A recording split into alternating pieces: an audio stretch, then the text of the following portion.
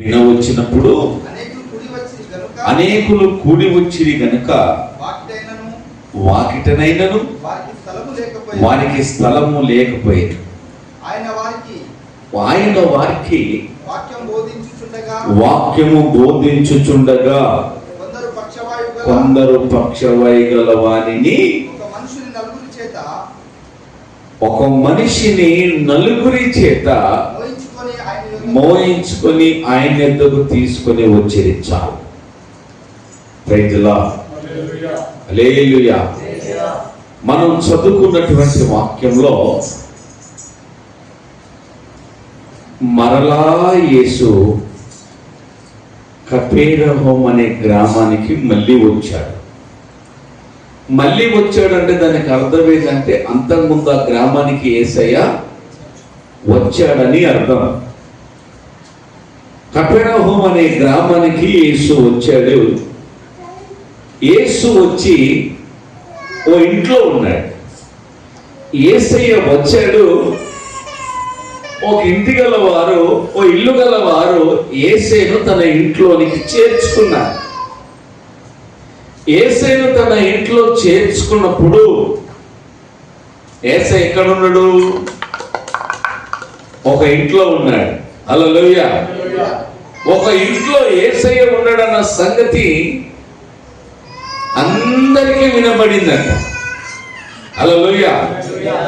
ఒకరి ద్వారా ఒకరికి అందరికీ పలానింట్లో యేసయ్య ఉన్నాడు, మన ఊరికి యేసయ్య వచ్చాడు, ఆ యేసయ్య పలాని వాళ్ళ ఇంట్లో ఉన్నాడు, మనం అక్కడికి పోదామని తండాలు జనము యేసయ్య ఉన్న ఇంటికి వచ్చారు. రైతులా ఎవరున్న ఇంటికి వచ్చారు? యేసయ్య ఉన్న ఇంటికి చాలా మంది వచ్చారు. వచ్చి ఇల్లంతా నిండిపోయారు. రెండోదిగా వాకిలంతా నిండిపోయారు.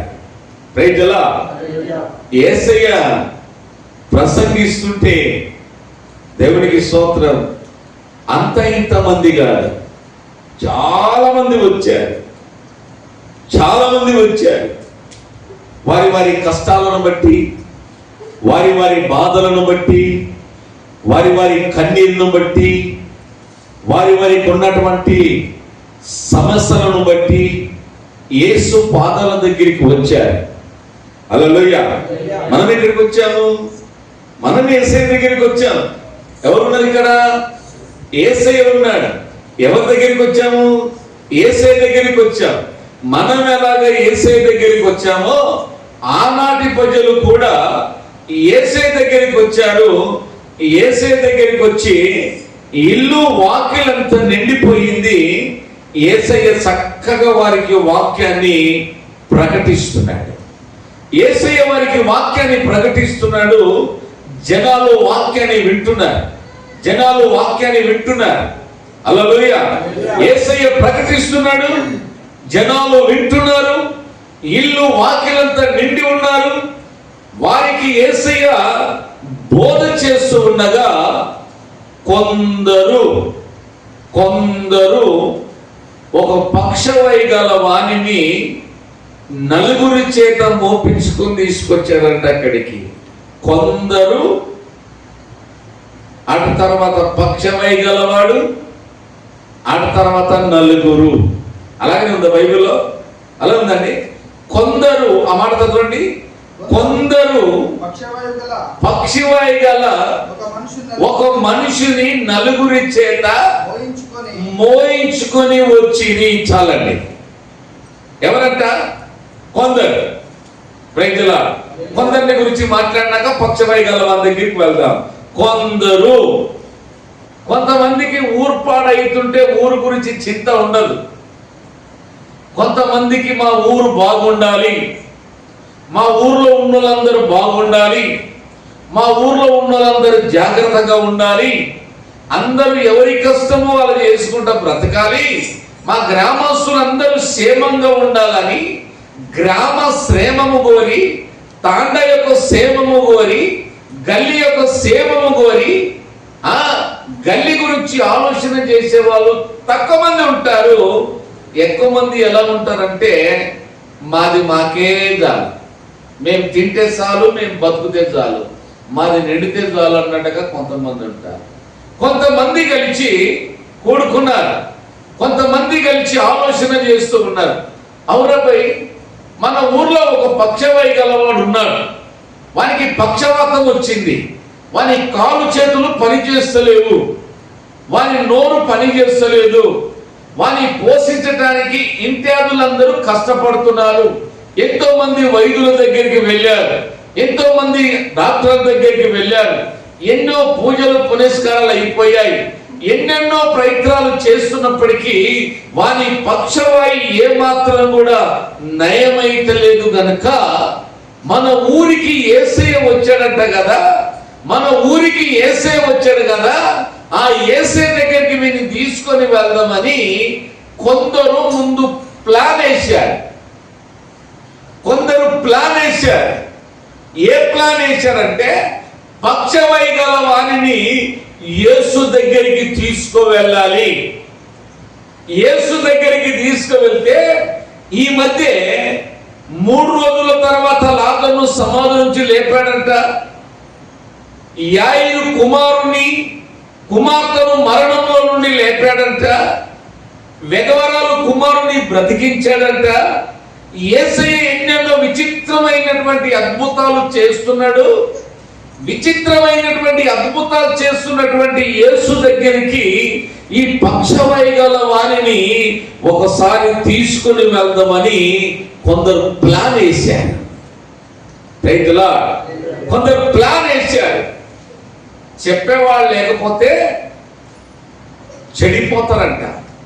రైతులా వినండి, చెప్పేవాడు గొప్పనా చేసేవాడు గొప్పనా? చెప్పేవాడు గొప్పని, చేసేవాడు గొప్పని, ఎవరిని తక్కువ వేసుకోవద్దు, ఇద్దరు గొప్పలే. కొంతమంది కలిసి ప్లాన్ వేశారు. ఎలా తీసుకువెళ్దాం, ఎట్లా తీసుకువెళ్దాం, ఎక్కడి నుంచి పోదాం, దేని మీద తీసుకువెళ్దాం, ఎలా తీసుకుపోతే బాగుంటది, వారి ఇంటి వాళ్ళతో మాట్లాడదామా, ఇంటి గల వారితో మనం మాట్లాడదామా, వారి పర్మిషన్ తీసుకుందామా, వారి సెలవు తీసుకుందామా అని ఆలోచన చేసి ఆ ఇంటిల దగ్గరికి వెళ్ళి ఆ ఇల్లుగాలతో మాట్లాడి అక్కడ ఏం చేశారంటే ఓ 4 యవనస్తులను ఏర్పాటు చేసుకున్నారు. హల్లెలూయా. 4 యవనస్తులను, బాగా బరువు మోయగలిగేవారు, అజానుభావులు, బలం కలిగిన వాళ్ళు, తాకత్తు ఉన్న వాళ్ళని ఓ 4 చూచి మీరు ఏం చేస్తారా బాబు, ఎవరన్నా ఏమనంటే మేము చూసుకుంటాం, ఎవరన్నా మీకు అడ్డం వచ్చారా, ఎవరన్నా మిమ్మల్ని అటకించారా, ఎవరన్నా మీకు అడ్డు తిరిగారా, మేము చూసుకుంటాం, మేము మాట్లాడతాం. ఈయన్ని యేసు దగ్గరికి తీసుకువెళ్ళే బాధ్యత మీది. ఎవరన్నా అడ్డం వస్తే మాట్లాడే బాధ్యత మాది. కొంతమంది ప్లాన్ వేసుకొని 4 చేత పక్షవాయు గల వాణిని యేసు దగ్గరికి తీసుకువెళ్ళారు. ఆమేన్. హల్లెలూయా. వినండి, కొందరు పక్షవాయు గలవాడు 4. ఆమేన్. మనసు కలిస్తేనే ఏ పనైనా జరుగుతుంది. ఐక్యత ఉంటే ఏ పనైనా చేయొచ్చు. మొదటిగా వీరు కొందరు ప్లాన్ వేశారు, ఆలోచించారు, తర్వాత 4 ఏర్పాటు చేశారు. ఆ 4 చేత పక్షవాయు గల వారిని తీసుకుని ప్రభు దగ్గరికి వెళ్ళారు. హల్లెలూయా. ఓ మాట గమనిస్తాం. ఇప్పుడు పక్షవాయు గల వారి దగ్గరికి వీళ్ళు ప్లాన్ వేసిన వాళ్ళు మరి యేసు ప్రభువుని దొరికొస్తే అయిపోతుంది కదా. అక్కడ కొందరు ఉన్నారు కదా, ఈ కొందరు పోయి మా ఊర్లో ఒక పక్షవాయు గల వాడు ఉన్నాడయ్యా, వాని దగ్గరికి నువ్వు రా, వానికి ప్రార్థన చేద్దు రా అని పోయి తొలకరావచ్చు కదా. అలా చేయలేవారు, అలా చేయలే. మనమైతే ఏం చేస్తారంటే పాస్టర్నే ఇంటికి దొరకపోతాం రోగి దగ్గరికి, కానీ వాళ్ళు ఏం చేశారో తెలిసిన, రోగిని దేవుని దగ్గరికి తీసుకొచ్చారు. ఆమేన్. రోగిని దేవుని దగ్గరికి తేవటం కరెక్ట్. దేవుని రోగి దగ్గరికి తీసుకువెళ్ళటం కాదు, రోగిని యేసు దగ్గరికి తీసుకువచ్చారు. నలుగురు నాలుగు మూలలు పట్టుకున్నారు, సచ్చిన శవాల్లాగా ఉన్నాయి. కాలు చేతులు ఆడటం లేదు, నోరు ఆడటం లేదు, చూసిన చూపు చూసినట్లుగానే ఉంది. ఏమి చేయలేని పరిస్థితిలో నిరాశలో ఉన్నాడు.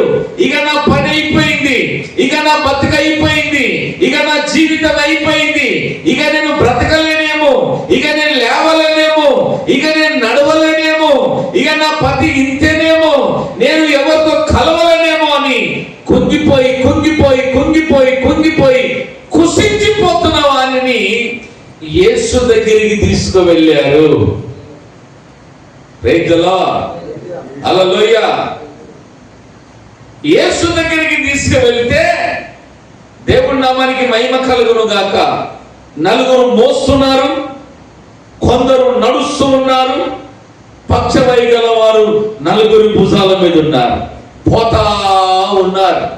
ఎక్కడికి పోతున్నారు అంటే యేసు ఉన్న ఇంటికి పోతున్నారు.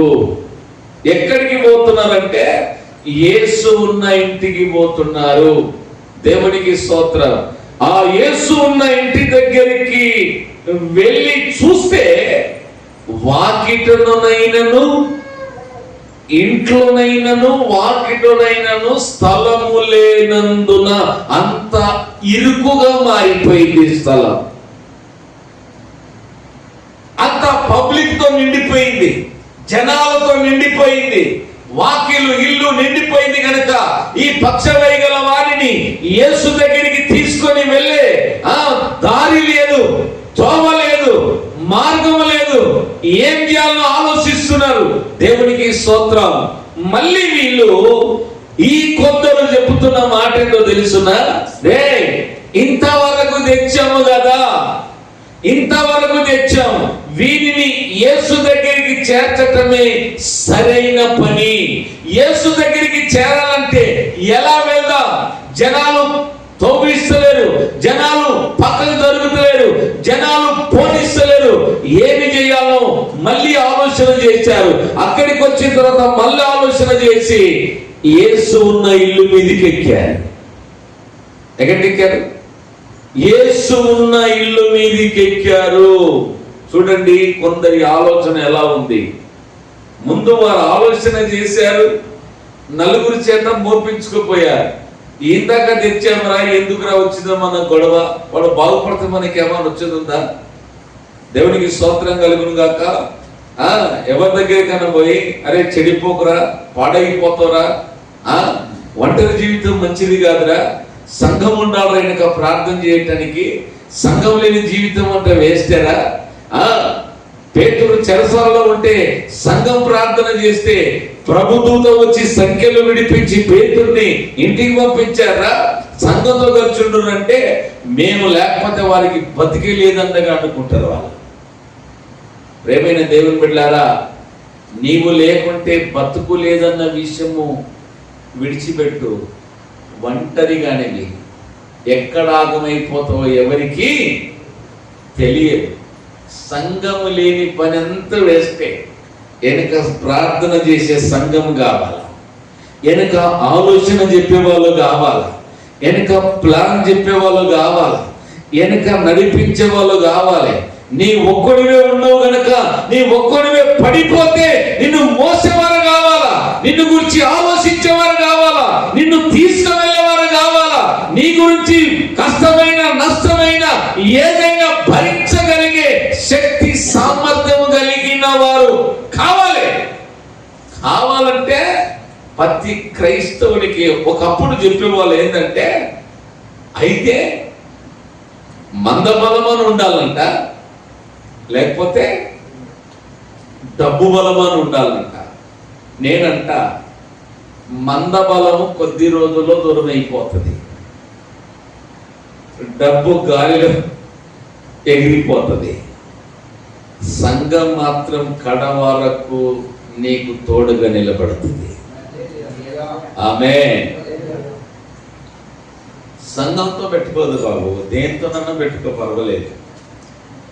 మనిషితో మనిషి పోరాడి గెలవచ్చు, కానీ సంఘంతో పోరాడి గెలిచిన వారు ఎవరు లేరు. హల్లెలూయా. సంఘం ఎవరిది? యేసుది. సంఘం అంటే ఏంటిది? యేసు శరీరం, బాడీ.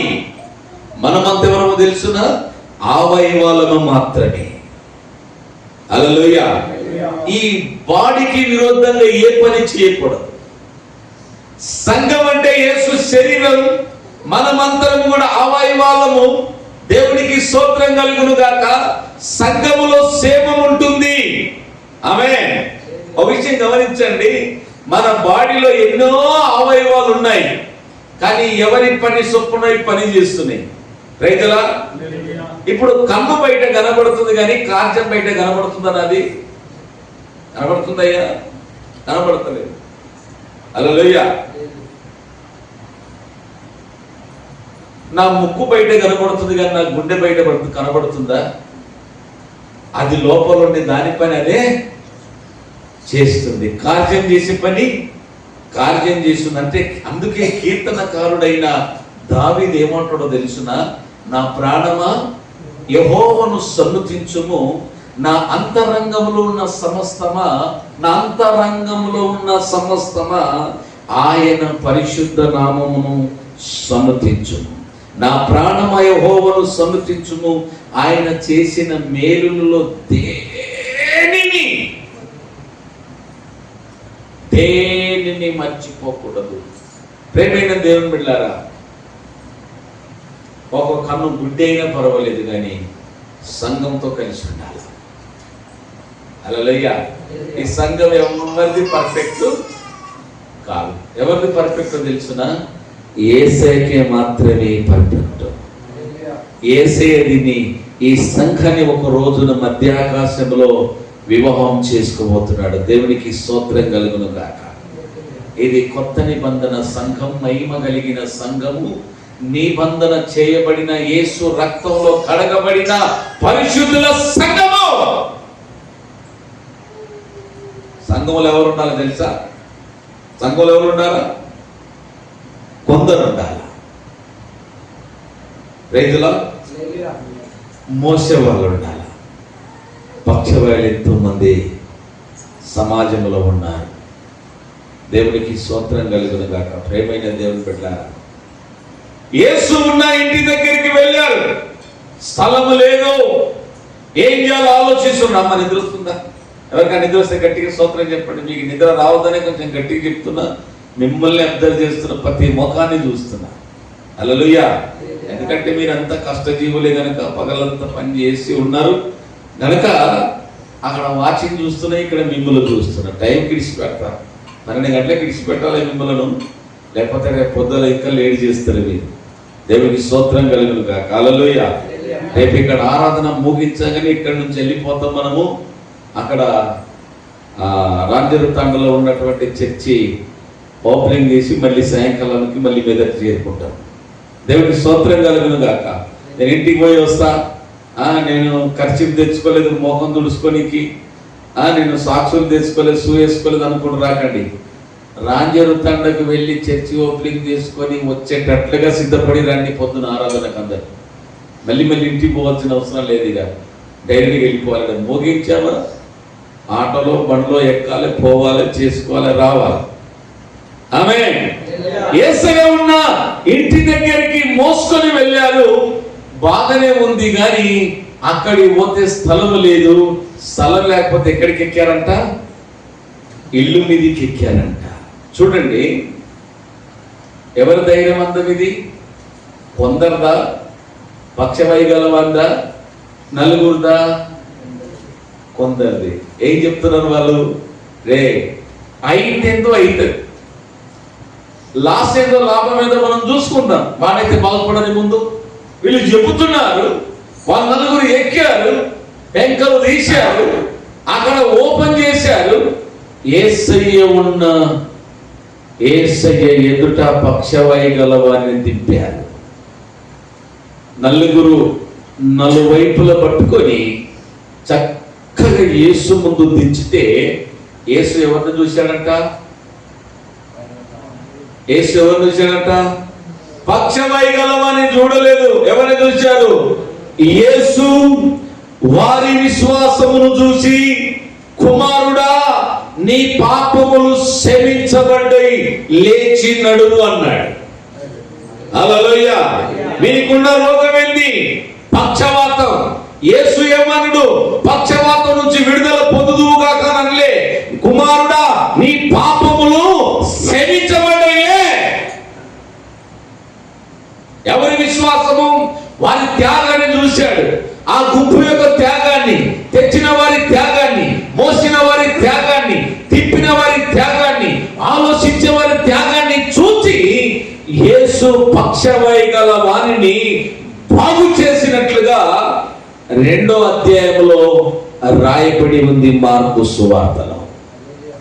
Praise the lord. యేసు ఎవరు? విశ్వాసం చూచేవాడు. ఏది చేసినా 4 సువార్తల్లో ఎక్కడ చదివిన ఏ వాక్యాన్ని చూచినా ఏమంటాడు తెలుసునా? నీ విశ్వాసం చొప్పునే నీకు కలుగును గాక, నీ నమ్మిక చొప్పున నీకు జరుగును గాక. యేసు ప్రభు చెప్పుకుంటూ వచ్చిన మాటలండి. విశ్వాసాన్ని చూచే దేవుడు, దేవుడికి స్తోత్రం కలుగును గాక. యేసయ్య మనల్ని ఏం చూస్తాడంట? విశ్వాసాన్ని చూస్తాడు. మనలో ఎటువంటి విశ్వాసం ఉంది? ఎటువంటి విశ్వాసంతో మనం ఉన్నాం? విశ్వాసం గొప్పదండి. దేవునికి స్తోత్రం కలుగును గాక. యేసు ప్రభుని ఎలా నమ్మాం? మనం విశ్వసించే నమ్మాం. ఆమేన్. విశ్వాసం గొప్పది. Praise the Lord. హల్లెలూయా. విశ్వాసం గొప్పది కనుక మనం విశ్వాసాన్ని కాపాడుకోవాలి. అందుకే దేవుని వాక్యములో స్పష్టంగా రాయబడిన మాట ఏంటో తెలుసునా? నీ విశ్వాసమును కాపాడుకో. ఆమేన్, ఆమేన్. యేసు దగ్గరికి పక్షవాయుని తెచ్చారు. యేసు అని ముట్టలేదు, పట్టలేదు. కానీ ఇప్పుడు చూడండి, వచ్చేటప్పుడు దారి ఇవ్వలేదు, కానీ పోయేటప్పుడు దారి ఇచ్చారు. హల్లెలూయా. బయట నుండి లోపలికి వచ్చేవారికి దారి లేదు, కానీ లోపల నుంచి బయటికి వెళుతున్న వానికి దారి ఉంది. యేసయ్య యేసుంటాడంటే యేసు దేవుడు కాదన్న వాళ్ళతో దేవుడని అనిపించుకుంటాడు ఆయన. హల్లెలూయా. దేవుడి నామానికి స్తోత్రం. అటువంటి దేవుడైన, అటువంటి దేవుణ్ణి మనం కలిగి ఉన్నాం. దేవునికి స్తోత్రం కలుగును గాక. మనలో కొందరుగా ఉండాలి. మనలో మోసేవారిగా ఉండాలి. విశ్వాసంతో పని చేసే వాళ్ళముగా ఉండాలి. ప్రార్థన చేసిన విశ్వాసంతో చేయాలి. సువార్త చెప్పిన విశ్వాసంతో చెప్పాలి. వాక్యం బోధించిన విశ్వాసంతో బోధించాలి. ఆరాధన చేసిన విశ్వాసముతో చేయాలి. సాక్ష్యం చెప్పిన విశ్వాసముతో చేయాలి. సంఘములో ఉన్న విశ్వాసముతో ఉండాలి. బయట సమాజంలో ఉన్న విశ్వాసముతో ఉండాలి. ఇంట్లో ఉన్న విశ్వాసముతో ఉండాలి. విశ్వాసం గొప్పది.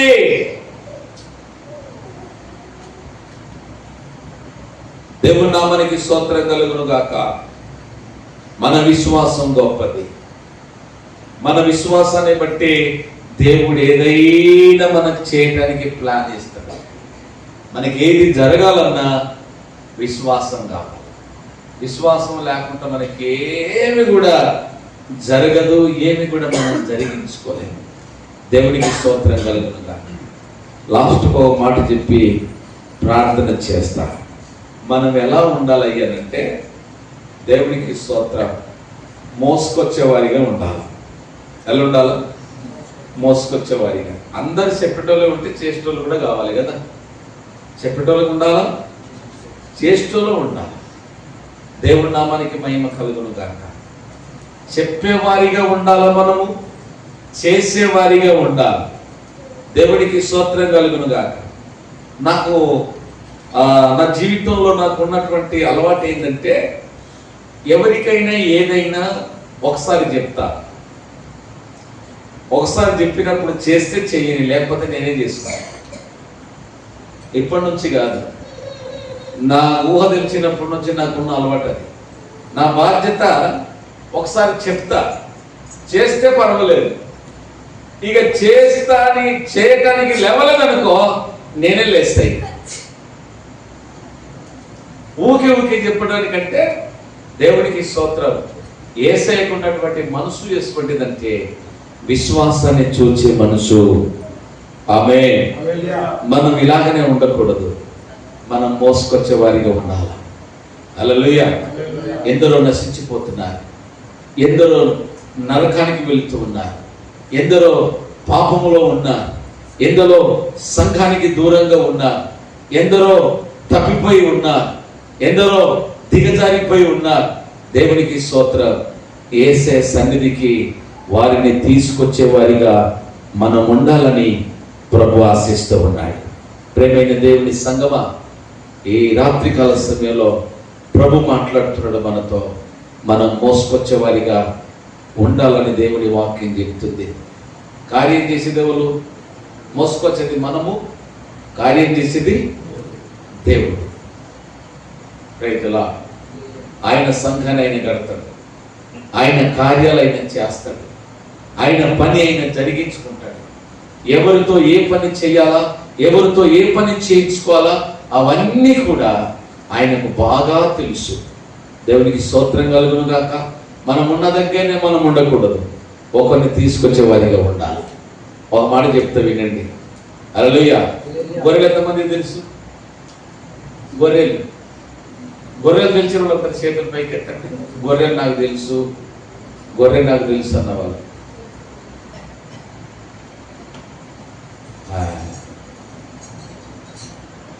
గొర్రెలు ఈనాలా, గొల్లోడు ఈనాలా? అర్థమైందా నా భాష మీకు? గొర్రెలు పిల్లలు పెట్టాలా, గొల్లోడు పిల్లలు పెట్టాలా? అంతే కదా. గొల్లోని పని ఏంటి? మేపే పని. మేపాల, కాయాలి. పగలంతా మేపాల, రాత్రి కాయాల. రాత్రి కూడా కుక్కలు, దొంగలు, రాత్రి కూడా ఆపాదలు కూడా ఉంటాయి. దేవునికి స్తోత్రం. మాకు నేను రాత్రి పడుకోనున్నాగానే నాకు ఫోన్లు వస్తూనే ఉంటాయి. ఏమైందంటే తిన్నదంతా వామిటింగ్ అయిందయ్యా, ప్రార్థన చేయండి. ఏం చేయాలి అప్పుడు? రేపు పొద్దున చేస్తాలే అనాలా, లేచి చేయాలన్నా? లేచి చేయాలన్నా, పొద్దున చేస్తానన్నా? లేచి చేయాలి. మరి నేను పొద్దున లేచి చర్చికి రావాలి కదా. ఆ రోజు రాడు, దుమ్మ కొట్టేస్తాడు. ఎందుకు? వార్తలు తక్కువైపోయినాయి కదా, దుమ్మలు కొట్టేస్తారు. మనిషికి ఉన్నటువంటి అలవాటు ఏంటంటే అంతే. కష్టంలో ఉన్నంతసేపే అయ్యో కష్టంలో ఉన్నంటారు. కష్టం తీరిపోయింది అనుకో దేవుని మర్చిపోతారు. దేవునికి స్తోత్రం కలుగును గాక. చెప్తున్నా, ఈ రోజుకైనా నేను సేవ స్టార్ట్ చేసినప్పటి నుంచి నా ద్వారా స్వస్థత పొందిన వాళ్ళు, నా ద్వారా బాగుపడిన వాళ్ళు, యేసయ్య నా ద్వారా బాగుపడిన వాళ్ళందరూ ఉంటే ఈరోజు ఈ చర్చి సరిపోదు. ప్రతి ఆదివారం ఒక గార్డెన్ చూసి గార్డెన్లో ఆరాధన జరిగేది. కానీ ఏమైపోయింది తెలుసిన?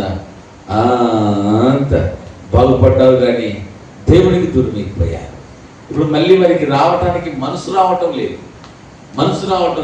ఇంతకుముందు వచ్చారు కదా, మళ్ళీ పోవాలన్నట్టుగా మనసు లేకుండా అయిపోయింది. దేవుడికి స్తోత్రం కలుగును గాక. ఇంచుమించు ఈ గల్లీకి ఈ కోన నుంచి మొదలుపెట్టి ఆ కోన దాకా సువార్త చెప్పని ఇల్లే లేదు. అందరికీ చెప్పామండి. ఫంక్షన్లు పెట్టి చెప్పాము, సావు ద్వారా చెప్పాము, క్రిస్మస్ మీటింగ్లు పెట్టి చెప్పాం, ఇంటింటి ప్రార్థన పెట్టి చెప్పాం, కూసుండ పెట్టి చెప్పాం, బండి మీద ఎక్కించుకొని చెప్పాం. ఎన్ని రకాలుగా చెప్పాలో అన్ని రకాలుగా చెప్పాం. దేవునికి మహిమ కలుగును గాక. హల్లెలూయా. చెప్పుట మన పని, కార్యం చేసేది దేవుడు, తీసుకొచ్చేది మనం, బాగు చేసేది దేవుడు. దేవునికి స్తోత్రం కలుగును గాక. సంఘములో చెప్పేవాళ్ళు ఉండాలా, సంఘములో చేసేవాళ్ళు ఉండాలి. చెప్పేవాళ్ళే ఉంటే చేసేవాళ్ళు లేకపోతే పని జరగదు. చేసేవాళ్ళే ఉంటే చెప్పేటోళ్ళు లేకపోతే ఏం చేయాలని అర్థం కాదు. కనుక దేవునికి స్తోత్రం కలుగును గాక. చెప్పింది చెప్పినట్లుగా చేసేవాళ్ళు కావాలి. దేవునికి స్తోత్రం. ఇది నాది కాదు, సువార్త ఎగరే చెప్పాలా, మాకేం బాధండి, ఆదివారం చర్చికి పోయి వస్తామంటే కుదరదండి. అందరూ సువార్థికులని. హల్లెలూయా. సంఘంలో ఉన్న వాళ్ళందరూ కూడా సువార్థికులే. అందరూ కూడా దేవుని గురించి చెప్పాలా, కొత్త వ్యక్తిని ప్రభు దగ్గరికి తీసుకురావాలా, అతనికి రక్షణ భాగ్యంలోనికి తీసుకువెళ్ళాలి. అటువంటి కృప దేవుడు మనకు సమృద్ధిగా దయచేయునుగాక. ఆమేన్.